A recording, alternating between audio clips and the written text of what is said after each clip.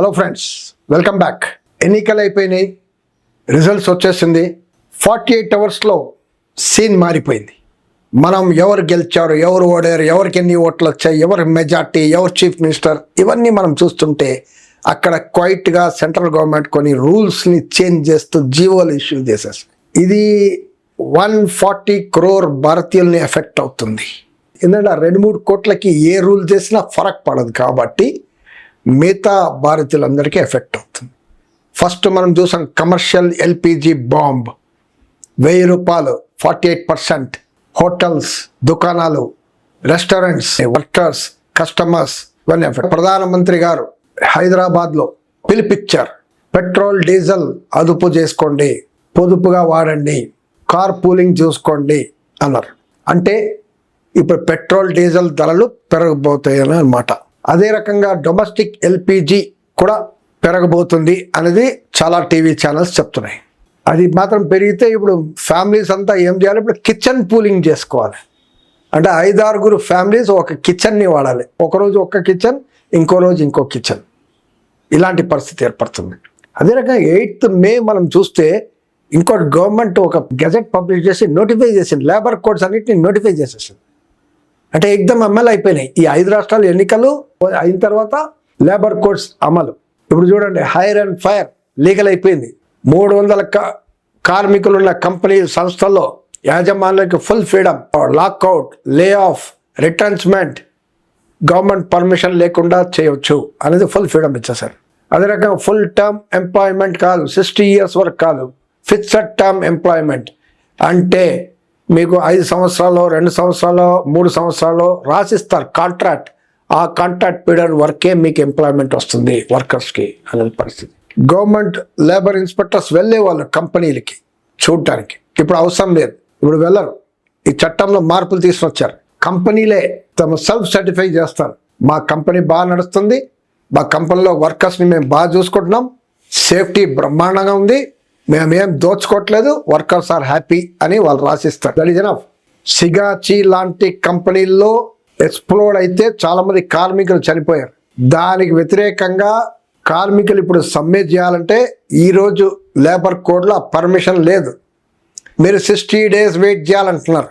60 days అయిన తర్వాత కూడా మీరు చేయొచ్చా అంటే కాదు.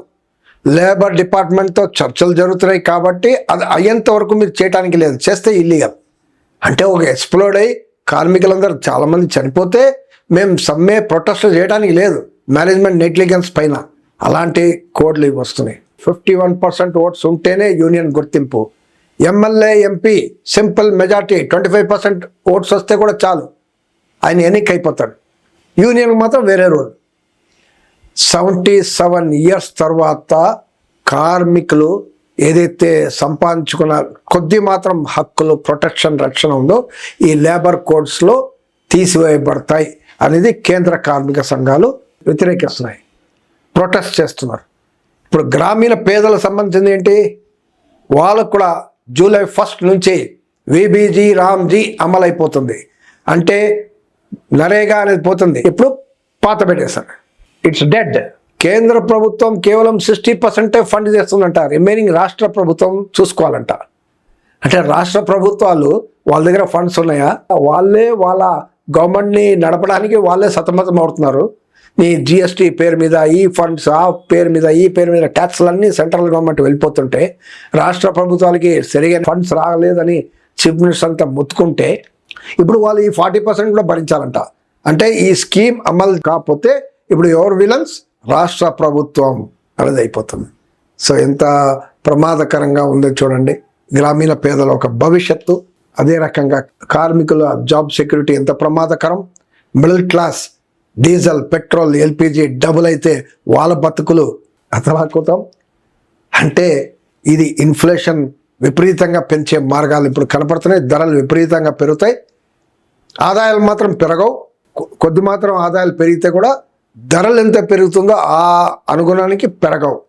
అంటే దాని మీనింగ్ ఏంటి, నీ నిజ ఆదాయం తగ్గుతుంది. అంటే కోట్లాది మంది భారతీయులకి real income will come down అనే పరిస్థితి. కాబట్టి వీళ్ళు త్యాగం చేయాలంట, వీళ్ళందరూ త్యాగం చేయాలి, బెల్ట్ టైట్ చేసుకోవాలి. ఎవరి కోసం? ఈరోజు డేంజర్ జోన్లో ఉన్నాం, డేంజర్ సైన్స్ కనబడుతున్నాయి. కొందరు అంటున్నారు డేంజర్ సైన్ కాదు, ఇది కుదించిపోతున్నాయి గోడలు, walls are crumbling.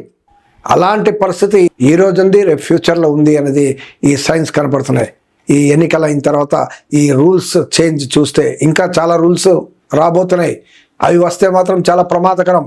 Electricity bill, tariff bill అది మాత్రం పాస్ అయితే అంతే సంగతి. ఇది ప్రీపెయిడ్ మీటర్స్ వచ్చేస్తాయి. ప్రీపెయిడ్ మీటర్ వచ్చేస్తే అంతే సంగతి. సో ఇవన్నీ ఎవరి కోసం మీరు చెప్పాలి.